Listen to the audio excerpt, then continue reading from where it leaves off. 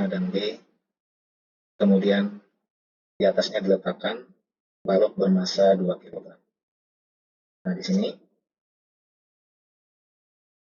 pada titik A dan B akan timbul gaya normal yang kita beri nama MA dan MB. Kalau ditanyakan berapa besar MA dan MB ini, kita bisa mencari jawabannya dengan menerapkan syarat kesetimbangan benda tegar pada batang ini. Kita tahu bahwa syarat kesetimbangan benda tegar ada dua, yaitu syarat kesetimbangan translasi dan rotasi. Coba kita terapkan. Nah, ini berarti ada gaya berat yang ditimbulkan oleh massa yang besarnya massanya kali percepatan gravitasi, berarti 2 kali 10 sama dengan 20. Nah, dari syarat kesetimbangan translasi, sigma F sama dengan 0, berarti bisa kita uraikan sigma F-nya menjadi MA dan MB yang arahnya ke atas kita beri tanda positif, W yang arahnya ke bawah kita beri tanda negatif. Berarti kita dapatkan MA tambah MB ini sama dengan 20. Nah, inilah persamaan pertama yang menjadi modal kita untuk menjawab persoalan. Persamaan kedua kita dapatkan dengan menerapkan syarat kesetimbangan rotasi, yaitu sigma tau sama dengan 0.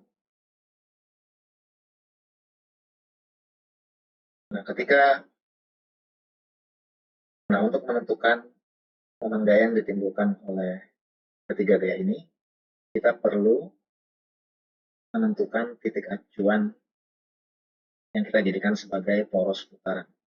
Ini ada 3 titik, A, B, dan C. Kira-kira titik mana yang harus kita jadikan acuan untuk menjadi poros putaran? Prinsipnya adalah semua titik bisa dijadikan acuan, tidak harus di A, tidak harus di B, tidak harus di C. Bahkan dalam hal ini, kita coba titik yang tidak jelas. Mana nih titik yang tidak jelas? Misalkan kita buat titik baru di sini, titik D, yang dimana D ini berjarak 10 cm dari A, misalkan ya. Nah, ini 10 cm. Kita akan mencari persamaan kedua yang didapatkan dengan syarat kesetimbangan rotasi dengan menggunakan titik D sebagai acuan. Kita cari ya. Nah, ini berarti dengan titik D sebagai acuan, maka momen gaya yang diakibatkan NA dan W ini akan memutar batang ke arah jarum jam, sehingga keduanya kita beri tanda negatif.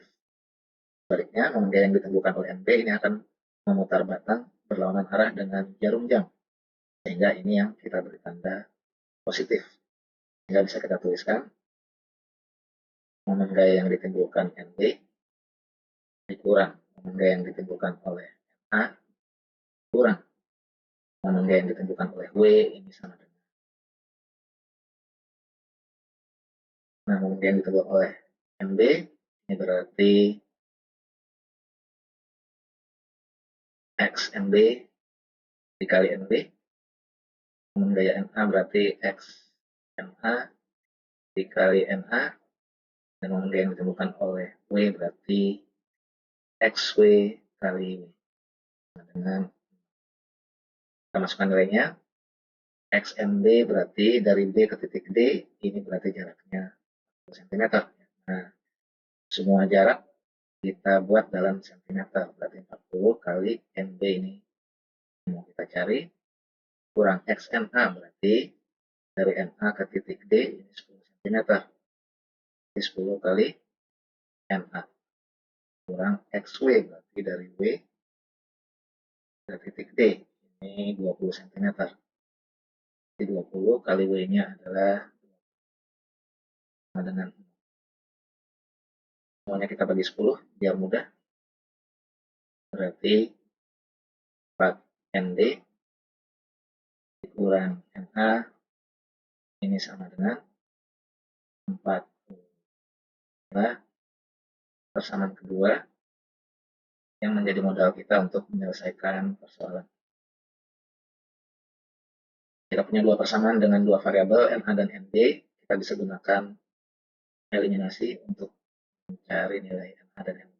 Tuliskan NA tambah ND sama dengan 20. Kita jumlah. Ini berarti 5 NB sama dengan 60. Berarti NB-nya sama dengan 12 Newton.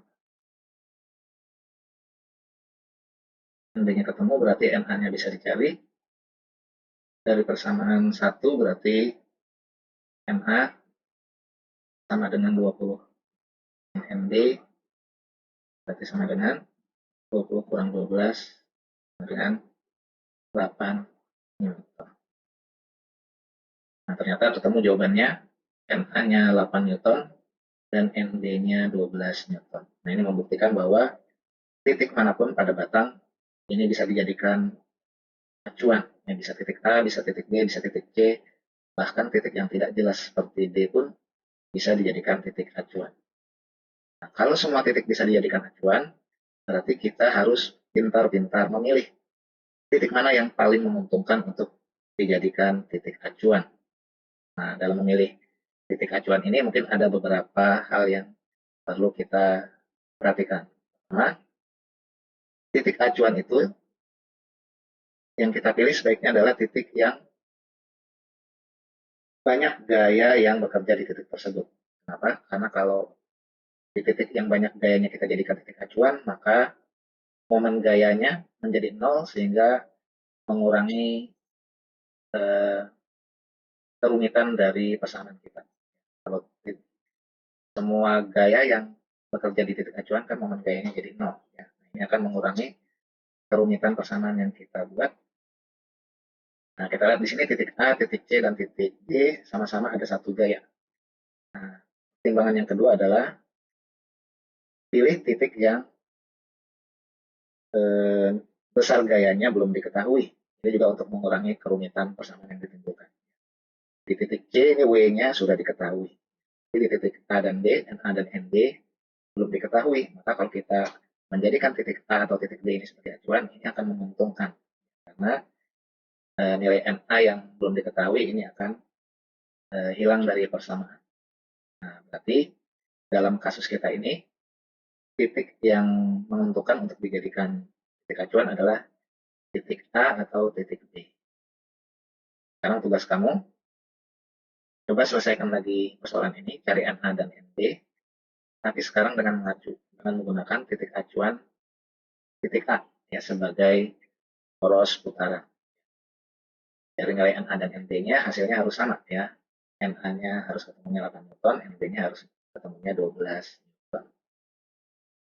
Silakan dikerjakan.